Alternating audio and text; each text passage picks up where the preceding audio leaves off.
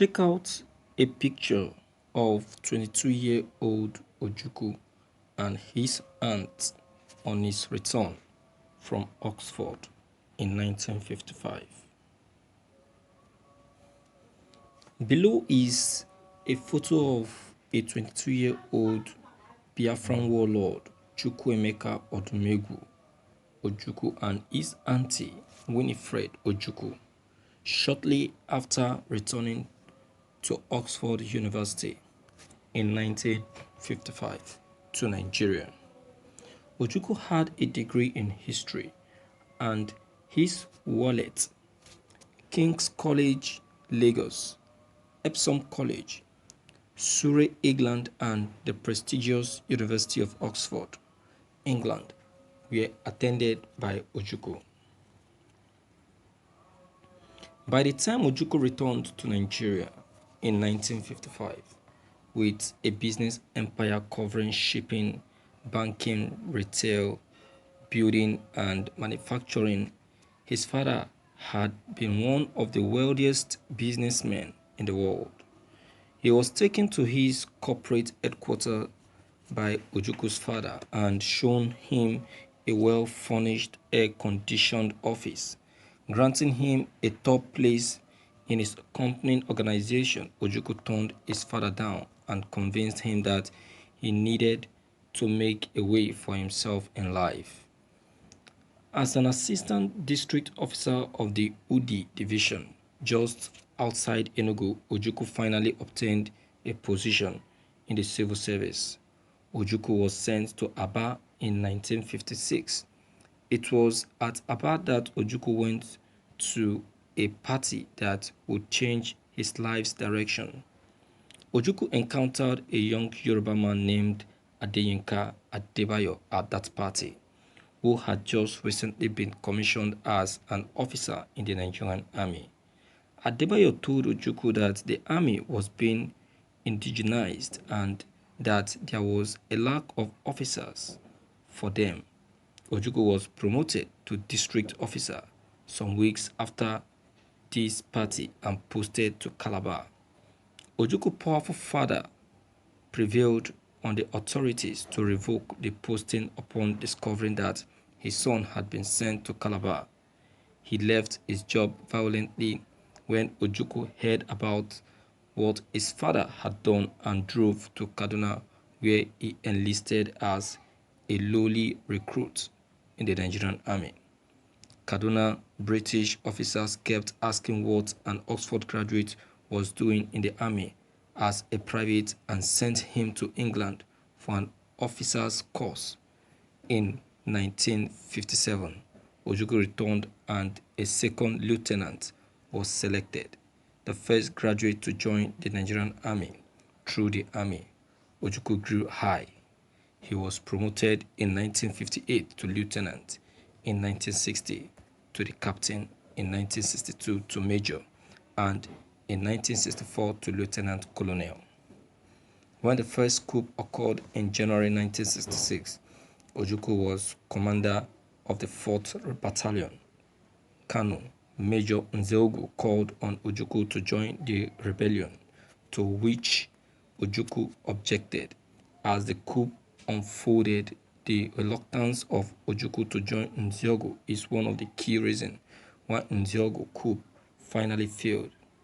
General Ironsi then took power and declared the Eastern Region Ojukwu military governor.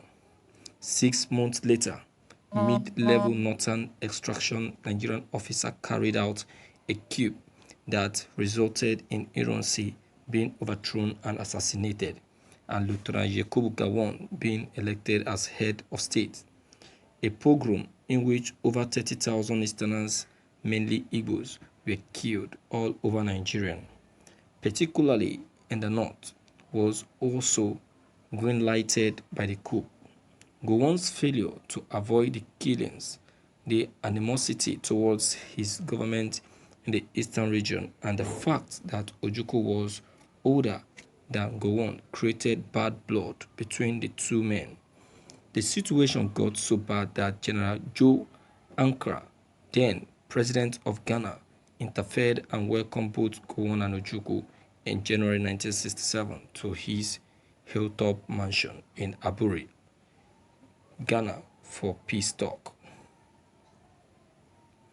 Ojukwu and Gowon reached an agreement that was to be known as the Aburi Accord. After 2 days of negotiation, Gowon broke the Aburi Agreement they signed by issuing Decree 14 of 1967. A few months after their return from Ghana, abolishing all 4 regions, establishing 12 states, reversing the practice of federalism, reforming the form of tax distribution, all in an attempt to expand the influence of the North over the rest of Nigeria. It was the final straw for Ojukwu. The Eastern Nigerian Consultative Forum, a body composed of all the chiefs and head of the 20 provinces that make up the Eastern region, was convened by Ojukwu. For 2 days, they sat and argued and instructed Ojukwu to make the Eastern region a separate republic. Ojukwu proclaimed the Eastern Zone an independent nation named the Republic of Biafra on the 30th of May, 1967. Gowon waged war in response. The war raged for 3 years and concluded with Ojukwu handing over to his Deputy General Effiong in January 1970, flying into exile in the Ivory Coast, and Biafran eventually surrendered. Later, 12 years later, Ojukwu returned from exile. He died aged 78 in London in 2011. His funeral in Nigeria remains the best ever. Thank you for listening to this news. What a motivating story. You see, there is something I discover in life. Great people, great men are extraordinary men with extraordinary power. Ojukwu is a great man for not allowing himself to be influenced by what his father has. You can see that the future, where the people that say that the future is pregnant, they know what they are saying. To let you know that Ojukwu is more or less a prophet, because he turning down his father's request is just like him seeing what the future holds.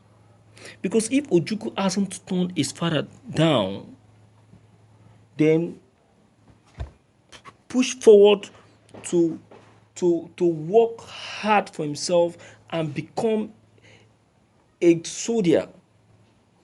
When the war broke out, who would have been there to rescue the Igbos? Who would have been there to proclaim the Republic of Biafra? That wouldn't have been anything like Biafra. Gowon would have succeeded in taking over the whole Nigeria. But thank God for Ojukwu. It is because of Ojukwu that we have Biafran today. It is because of Ojukwu we are discussing about Biafran Republic. Maybe you don't know. If not for Ojukwu, my viewers, please, what's your take on this?